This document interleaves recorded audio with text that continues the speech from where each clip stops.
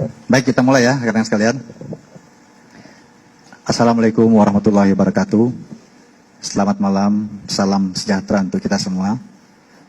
Rekan-rekan media yang saya hormati.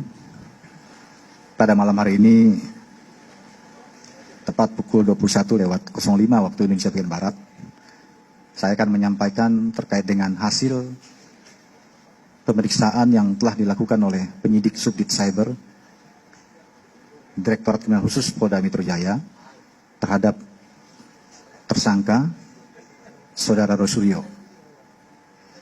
Sebagaimana kita ketahui bahwa kasus ini dilaporkan oleh seseorang pelapor atas nama Kurniawan Santoso.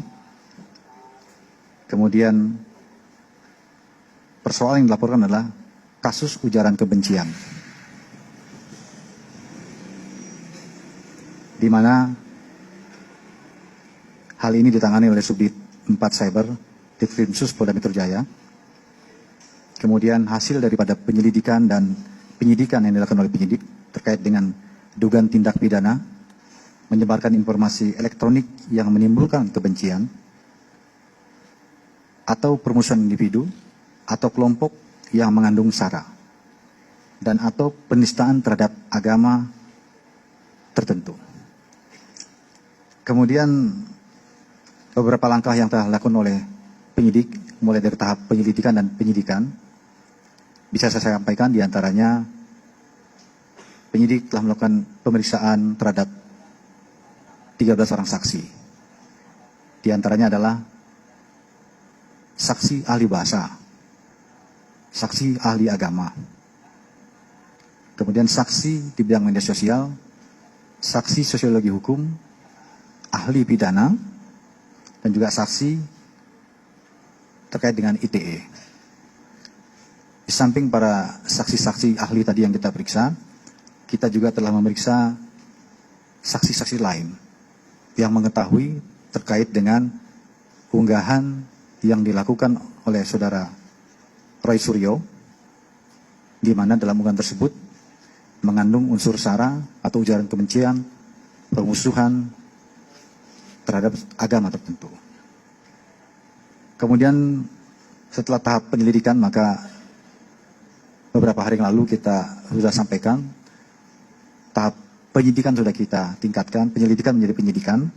Kemudian dalam tahap penyidikan, Saudara Rosuryo sudah kita lakukan beberapa kali pemeriksaan.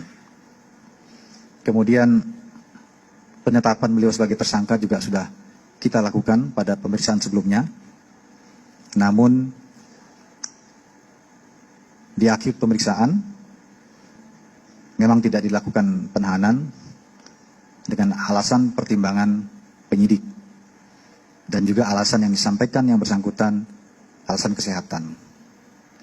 Hari ini penyidik telah memanggil yang bersangkutan tadi siang mulai pukul 13.00 di Polda Metro Jaya sudah dilakukan pemeriksaan.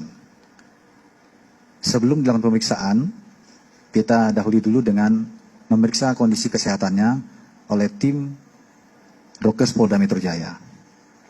Hasil pemeriksaan dari tim Dokes Polda Metro Jaya disimpulkan bahwa yang bersangkutan sehat, jasmani maupun rohani, sehingga dilakukan pemeriksaan tambahan terhadap tersangka. Saya tidak sampaikan apa yang menjadi materi pemeriksaan hari ini atau pertanyaannya, tetapi tentunya ini adalah melanjutkan keterangan yang diperlukan penyidik yang dianggap masih kurang. Kemudian setelah dilakukan pemeriksaan dari tadi siang, maka penyidik memutuskan mulai malam hari ini terhadap Saudara Roy Suryo Noto Diprojo, laki-laki usia 52 tahun, sebagai tersangka dalam kasus ujaran kebencian ini. Mulai malam ini dilakukan penahanan.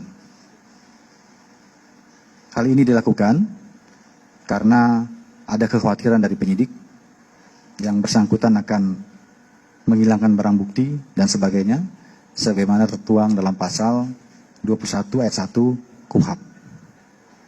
Kemudian beberapa barang bukti yang disita mulai malam ini oleh penyidik terkait dengan tindak pidana ini, diantaranya adalah akun Twitter Saudara Rosuryo, yang mana akun Twitter ini juga digunakan untuk mengunggah yang menjadi persoalan pidana. Kemudian handphone atau HP Saudara Rosuryo juga disita. Kemudian handphone dari saksi atas nama Ade Suhendrawan juga dilakukan penyitaan. Tentunya penyitaan ini dimaksudkan karena barang-barang tersebut memiliki keterkaitan dengan tindak pidana yang dilakukan, sehingga dilakukan penyitaan oleh penyidik. Jadi mulai malam ini Saudara Rosuryo akan dilakukan penahanan selama 20 hari ke depan terhitung dengan hari ini. Adapun pasal yang disangkakan terhadap tersangka Saudara Rosuryo diantaranya adalah pasal 28 ayat 2, junto pasal 45 ayat 2 Undang-Undang RI nomor 19 tahun 2016 tentang perubahan atas Undang-Undang RI nomor 11 tahun 2008 tentang ITE, di mana dalam aturan undang-undang ini dan pasal ini pidana yang dikenakan terhadap tersangka ancamannya adalah paling lama 6 tahun penjara atau denda 1 miliar. Kemudian juga tersangka kita kenakan pasal 156A KUHP, ancaman pidananya adalah 5 tahun penjara. Dan yang ketiga adalah pasal 15 Undang-Undang nomor 1 tahun 1946 tentang peraturan hukum pidana dengan hukuman penjara setinggi-tingginya 2 tahun penjara. Demikian rekan-rekan yang bisa saya sampaikan. Diharapkan dengan adanya langkah yang dilakukan penyidik ini juga menunjukkan komitmen Polda Metro Jaya dalam rangka penegakan hukum yang tidak membedakan siapapun. Jadi siapapun di mata hukum sama. Ya, kita bekerja berdasarkan fakta hukum. Ya, sehingga tentunya dengan kejadian ini kita mengambil hikmah dan juga pesan kepada masyarakat agar dalam bermedia sosial kita juga harus memperhitungkan apabila kita akibat unggahan kita ini menimbulkan pelanggaran pidana karena ada undang-undang yang mengatur. Tetapi sekali lagi ini bukan berarti membatasi kebebasan kita bermedia sosial, ya. Tapi yang dilarang adalah unggahan yang menimbulkan permusuhan dengan sengaja seperti yang dilakukan oleh tersangka. Demikian saya akhiri. Wabillahi taufiq wal hidayah. Wassalamualaikum warahmatullahi wabarakatuh.